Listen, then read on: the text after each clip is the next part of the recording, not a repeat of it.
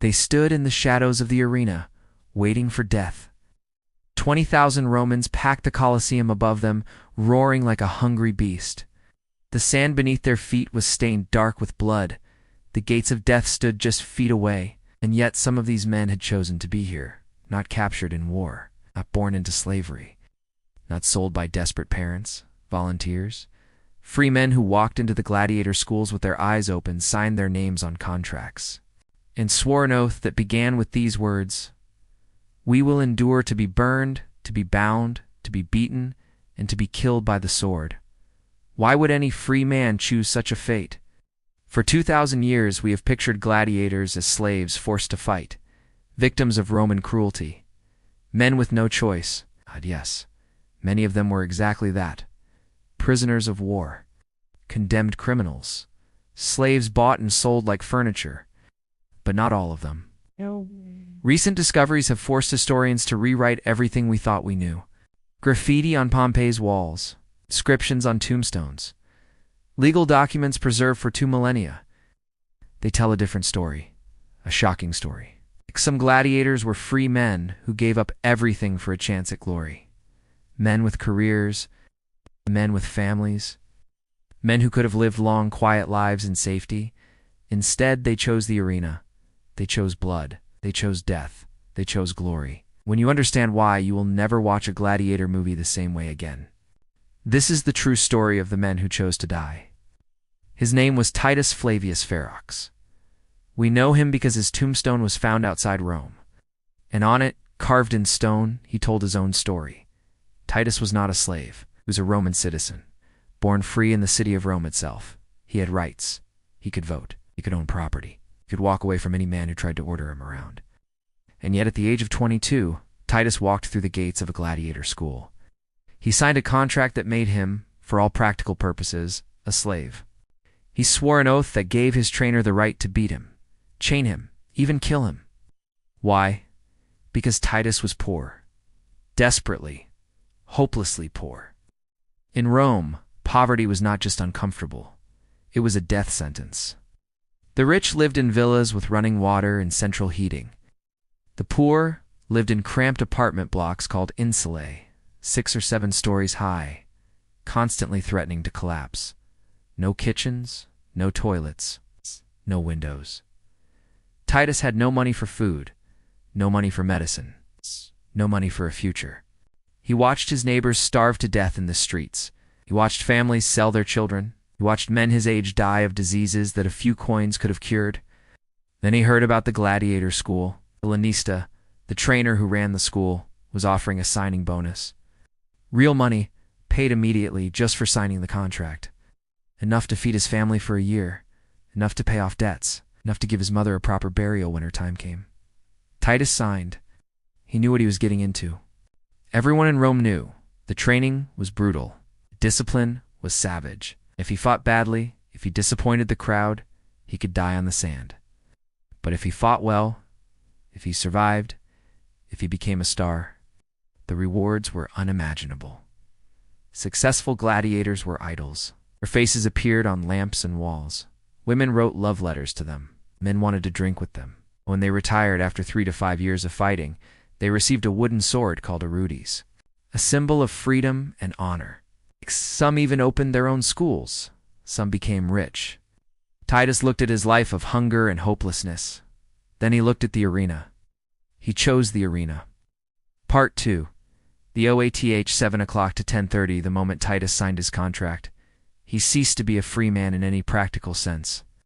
He stood before the lanista and swore the gladiator's oath. It was terrifyingly simple. I will endure to be burned, to be bound, to be beaten, and to be killed by the sword. These were not empty words. The lanista had the legal right to do all of these things. If Titus tried to run away, hunters with dogs would track him down. If he fought badly, he could be whipped. If he disobeyed, he could be chained in the school's prison cell. But Titus also gained something. Food. Regular, reliable food. Gladiators ate better than almost any other people in Rome. Barley, porridge, beans, fresh vegetables, eat on special occasions. Their trainers called it gladiator barley and claimed it made them strong. He gained medical care. Gladiator schools had doctors, real doctors, because injured gladiators were worthless gladiators. Broken bone would be set, a wound would be cleaned, fever would be treated. Poor Romans in the city died from infections that gladiators survived. He gained community. The other gladiators became his brothers. They trained together, ate together, slept in the same barracks. They knew that any one of them could die tomorrow. That knowledge created bonds stronger than blood, and he gained purpose. Every day, Titus trained to fight. Every day, he grew stronger, faster, more skilled. He learned to use the sword, the trident, the net. He learned to read his opponent's eyes, to anticipate attacks, to survive. For the first time in his life, Titus was not just surviving. He was becoming something. Titus was not alone. The gladiator schools were full of men who had chosen this life. There were the former soldiers, men who had served in the legions, fought in faraway lands, and come home to find that Rome had no use for them. They knew how to fight. They knew how to kill. The arena gave them a place to use those skills and crowds who cheered for them. There were the criminals, not the ones condemned to die in the arena without training. Those were the damnati, the condemned, sent to be slaughtered. No, these were men who had served their sentences and found themselves marked for life. No one would hire them. No one would trust them. The arena gave them a second chance. There were the adventurers. Young men from wealthy families who should have been senators or merchants. They had everything, and yet they craved something more. Danger, glory, the roar of the crowd. They joined the schools looking for a thrill, and some of them found it. There were the hopelessly indebted. Rome had debt laws that could destroy a man and his entire family. But if a man volunteered for the arena, his debts were forgiven. The lanista paid them off. It was like declaring bankruptcy. But instead of losing your reputation, you gained the chance to become a hero. And there were the desperate, the ones who had lost everything, their families dead, their fortunes gone, their futures empty. The arena gave them one last chance. Die with dignity. Die with the crowd cheering. Die remembered. These men came from every corner of Roman society. They were rich and poor, educated and illiterate, young and old. The one thing they shared was a willingness to risk everything for something most people would never understand. The training was brutal. Titus woke before dawn every day. He trained in the dim light of oil lamps, swinging a wooden sword that weighed twice as much as a real one. When his arms burned and his shoulders screamed, he kept swinging. When his hands blistered and bled, he wrapped them in cloth and kept swinging. The lanista watched everything. He knew which men were improving and which were stalling. He knew who was brave and who was afraid. He pushed the weak until they broke or became strong. Injuries were common. Broken bones, torn muscles, deep cuts from practice weapons. But the school had doctors, real doctors, and they patched up the gladiators like valuable investments. Because that's what they were. Investments. A star gladiator was worth a fortune. He drew crowds, he won prizes, he made the school famous. So the lanista protected his investments. He fed them well, he trained them hard, he kept them alive. But not all injuries could be healed. Some men died in training. Some died from infections. Some simply gave up, lost the will to fight, and were sold off to minor schools where they would die in obscurity. Titus survived. He thrived. After a year of training, the lanista decided he was ready. His first fight was against another novice, a man from Gaul, who had been captured in war and sold into slavery. The Gaul was younger than Titus, stronger than Titus, and fighting for his life. Titus was fighting for glory. When they entered the arena, the crowd roared. 20,000 voices, screaming, cheering, chanting.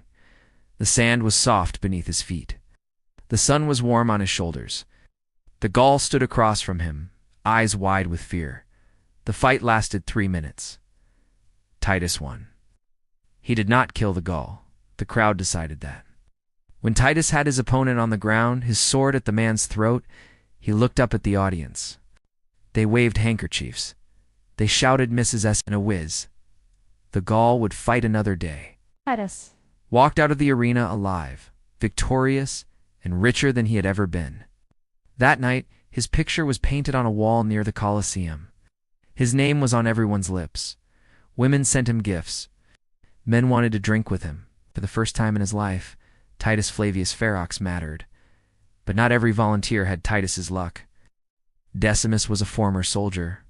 He had served in Britain, fighting the blue-painted tribes in the freezing rain. When he came home, he found that his wife had died. His children had been taken by relatives. His farm had been sold for debts. He had nothing. The arena gave him something to live for, or rather something to die for. Decimus was good, very good. He won fight after fight. The crowd loved him. He was fierce, aggressive, never backing down. He became a star, but stars attract attention. Other gladiators wanted to beat him. Trainers studied his style. Opponents looked for weaknesses. One day, Decimus faced a man he couldn't beat. A younger man, faster, more skilled.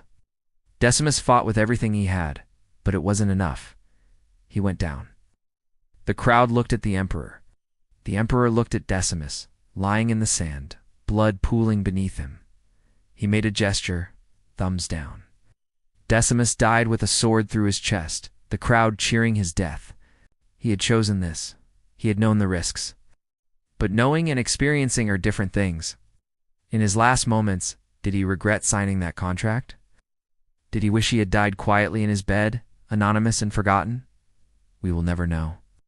His tombstone says only, Decimus, veteran soldier, gladiator. He fought well, died well. Part 6. The women who came to watch 2130 to 2430 the gladiators fought for the crowd. The crowd was not just men. Roman women were among the most passionate fans of the arena. They came in droves, filling the cheaper seats, screaming for their favorites. They wore jewelry shaped like gladiator helmets. They collected memorabilia. They wrote graffiti praising their champions. Some went further. Graffiti from Pompeii records the story of a Roman noblewoman who fell in love with a gladiator. His name was Celadus, known as the heartthrob of the girls. She left her husband, ran away with Celadus, and lived with him until the eruption of Vesuvius buried them both. Another graffito reads, Crescens, the net fighter holds the hearts of the girls. A lamp decorated with a gladiator bears the inscription, May the one who loves me burn with desire. These were not slaves forced to fight. These were celebrities. Stars. The Brad Pitts and Leonardo DiCaprios of their day. And they knew it. Successful gladiators lived well. They had their own rooms in the school. They had servants. They had money. They had women throwing themselves at them. Some even had families, wives, children living outside the school. They were slaves in name only. In reality, they were kings of a strange kingdom, rulers of the sand. Some men wanted glory so badly that even being emperor wasn't enough. Commodus, son of the great philosopher Marcus Aurelius, was one of the strangest rulers Rome ever had. He had everything. Absolute power. Unlimited wealth. The entire empire at his feet. And yet he desperately wanted to be a gladiator. Not just to watch. To fight. To step onto the sand, sword in hand, and face real opponents. Or at least, opponents who pretended to be real. Commodus built his own private arena and fought there hundreds of times. Claimed to be the reincarnation of Hercules. He wore a lion skin, killed exotic animals by the hundreds. He fought disabled men armed with sponges instead of swords. The crowds were forced to cheer. They had no choice. If they didn't applaud loud enough, soldiers removed them from the arena. Commodus was a volunteer gladiator of the strangest kind. He chose to fight because he craved what real gladiators had, the love of the crowd, the glory of victory, the sense of being more than human. He never understood that the crowd's love cannot be forced. It must be earned. And he never earned it. In the end, his own advisors had him strangled by a wrestler. Even an emperor who chose the arena could not escape its violence. Titus Flavius Ferox survived. He fought for 5 years, 37 battles, 23 wins, 14 draws. No losses, at least. That's what his tombstone claims. Tombstones sometimes exaggerate. When he retired, the Lanista gave him the wooden sword, the Rudes, symbol of freedom and honor. Titus walked out of the school gates for the last time, a free man again. He had money. He had fame. He had stories that would last a lifetime. He married. He had children. He lived to be an old man, something few gladiators achieved. When he died, his family buried him with honor. He carved his record on his tombstone so that everyone would know. Titus Flavius Ferox, free man, volunteer, gladiator, hero. He chose this life, and it chose him back.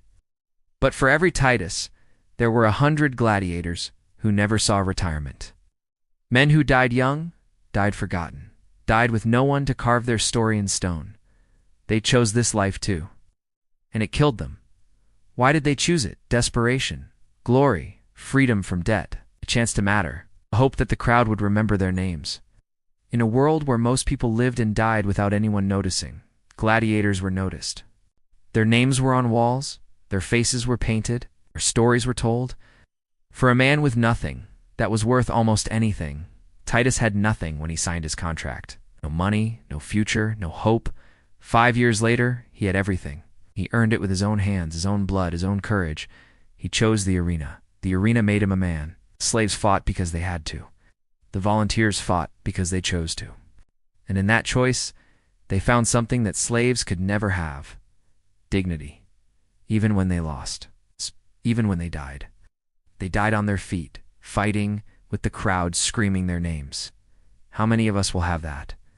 The gladiator's oath said, "We will endure to be burned, to be bound, to be beaten, and to be killed by the sword." Titus endured. He survived. He won. But even if he had died on the sand, he would have died as he lived. On his own terms? Outro. The question: 33 minutes and 0 seconds to 34 minutes and 30 seconds. So here's the question the gladiators leave for us. What would you risk for glory? For a chance to matter? For one moment when the whole world screams your name? Most of us will never know. We live safe lives, quiet lives, anonymous lives. We will die and be forgotten within a generation. Gladiators chose differently. They walked into the arena knowing they might never walk out. They traded safety for glory. They traded long life for eternal memory. Was it worth it? Titus thought so. Decimus thought so, even as the sword went through his chest. Commodus thought so, though he never understood what he was buying. The arena's gone now. The Colosseum stands empty, a tourist attraction, a monument to a world that died long ago. But the question remains, what would you risk?